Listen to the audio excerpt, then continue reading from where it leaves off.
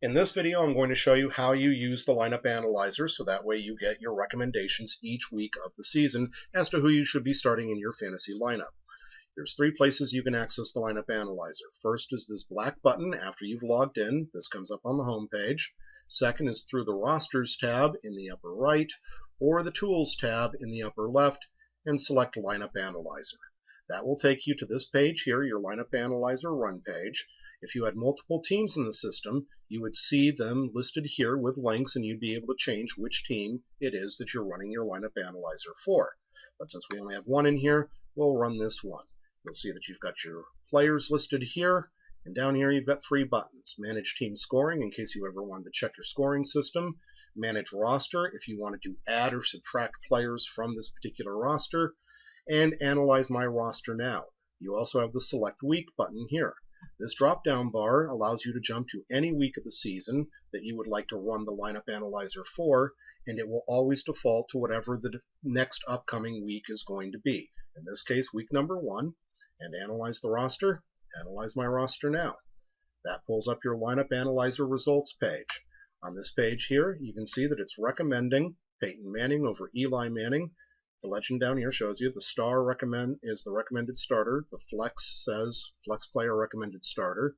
So you got Peyton Manning, Trent Richardson, Alfred Morris, Dez Bryant, Randall Cobb, Jared Cook, Gostkowski, 49ers defense, and it recommends flexing DeMarco Murray over any of your other flex options that you could have on here. Also on the legend, you'll see this.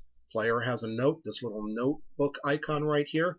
That will pop up next to a player's name if they have a specific note for that week. Say like as though they're questionable for that week. That would be on there and you'd see that note icon letting you know that you need to check out the note. What you would do to check out the note is click on the View Player card.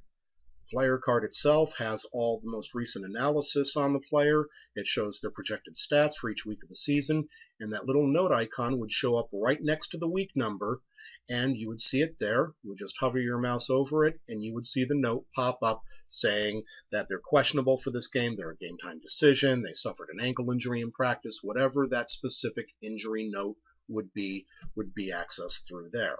Now also on here you'll see that we've got the confidence factors, green, black, and red.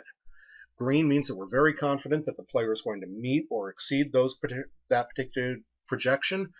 Black means that we're confident he's going to meet the projection, and red means that we've got a question mark about him reaching that projection, but still, no matter what, you will always want to start the player that's projected for the most amount of points regardless. For example, if it was recommending Anquan Boldin over Kenny Britt, you see Kenny Britt's got this 5.74 here, and it's in green. Anquan Boldin's got the 7.6, but it's in red. You would still want to start Anquan Boldin. He is projected for more points, and even though it's not as high a confidence factor, you definitely want to always start the guy that is projected for the most points.